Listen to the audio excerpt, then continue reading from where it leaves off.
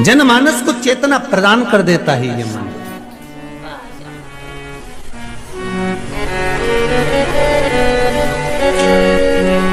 नंदी उठा, शिव जी को देखा आज भोलेनाथ जी मेरी पीठ पे बैठने की जगह मेरे गले से लगे हुए हैं।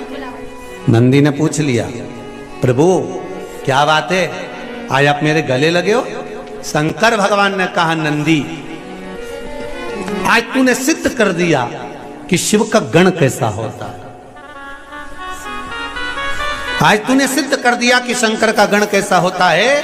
शंकर का गण, शंकर का भक्त, शंकर की उपासना करने वाला कभी किसी को कष्ट में नहीं देख सकता। ये तूने सिद्ध कर दिया।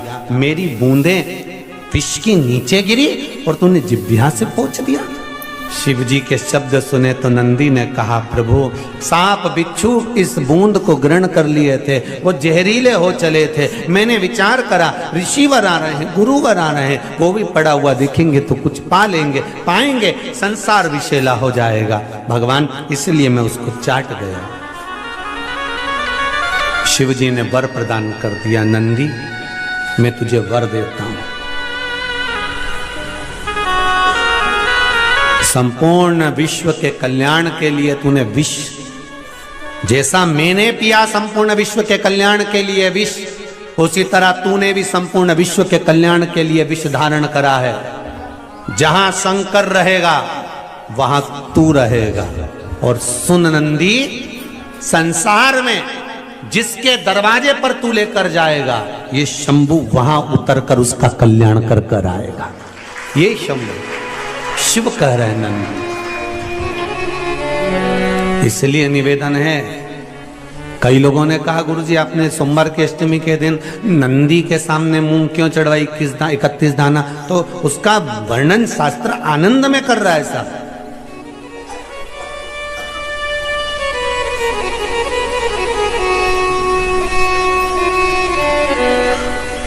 कितना वो तुम तो नंदी पे भी जान दो, तुम तो अभी अपने यहाँ जैसे दूल्हा दुल्हन की शादी हो ना, छोरा छोरी की, तो जब छोरे की शादी होती है ना, तो जब वो घोड़ी पे चढ़कर जब दूल्हा बनकर जाता है, तो तुम तो नंदी के सामने मूंग की बात करते हो ना। घोड़ा घोड़ी पे जो चढ़ के जाए तो उसको चने की दाल गला के खिलाए। तो अब तुम वो दूल्हे की माँ से पूछो, क्यों रे माता जी, काकी जी ने, बुआ जी, तुमने इसको चने की दाल क्यों खिलाई? पूछो वो घोड़ी के क्यों खिलाई, वह घोड़ा के क्यों खिलाई? पूछा जाए जरा कि उस घोड़ा घोड़ी के चने की दाल क्यों खिलाई? तो क्या इसलिए खिलाई कि मेरा छोरा घोड़ी पे चढ़कर जाएगा, जिसके दरवाजे पर जाना है, इस चने की दाल को मैं खिलाकर भेज रही हूं कि कहीं इधर उधर उधर उधर पड़ा हुआ सामान ना खाकर मेरे छोरे को लक्ष्य तक लेकर जाना और जिसके द्वार जाना है वहां तक पहुंचाना। हमने नंदी पर 31 मूंग क्यों चढ़ाए? कि शंभो मेरे हृदय की बात को याद रखना, भोलेनाथ मेरे नंदीश्वर भगवान, मेरे चित्त में जो मन में चल रहा है इसको लक्ष्य तक पहुंचाना, और आप ही हो जो शंकर को मेरे दरवाजे तक लेकर आ सकते हो, इसलिए मूंग चढ़ाओ। आप हो जो शिव को मेरे द्वार तक ला सकते हो, कोई दूसरा नहीं।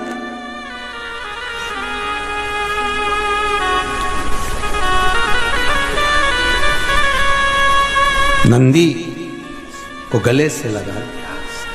कितना फलित, कितना आनंदित होंगे। इसलिए शायद शिव महापुराण की कथा कहती है, शंकर का अनुमोदन कहता है, शिव महापुराण वर्णन करती है, स्कंद पुराण में शंकर का पावन चरित्र कहता है।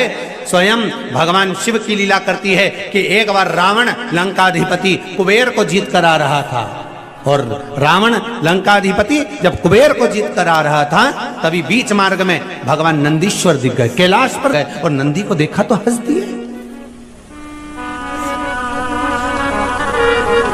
नंदी को देखकर हंस रहे कि बताओ, नंदी का मुख देखो, शरीर मनुष्य का है और मुख बैल का लगा हुआ है।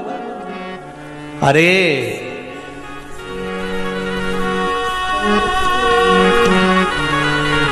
जब ये नंदी हुए थे ना, पृथ्वी से प्रगटे थे, सुंदर बालक थे, बड़े सुंदर, इतने सुंदर थे, इतने सुंदर थे। शिव महापुराण की कथा कहती है, जैसे मेरे भोलेनाथ सुंदर थे, ऐसे नंदी सुंदर थे।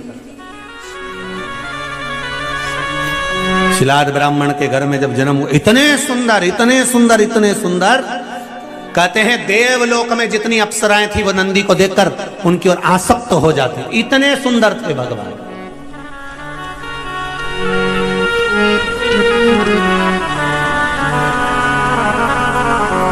अब लोग कहते हैं ये गणों ने कोई सी पुस्तक लिखी है क्या? हमारे यहाँ तो पढ़े लिखे लोग पुस्तक लिखते हैं, पर शंकर भगवान के गण कोई पुस्तक लिख सकते हैं क्या?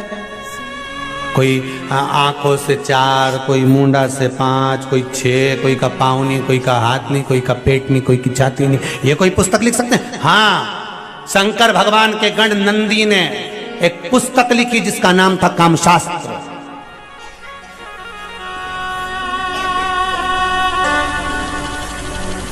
उन्होंने भी लिख दिया, एक शास्त्र लिखकर दे दिया।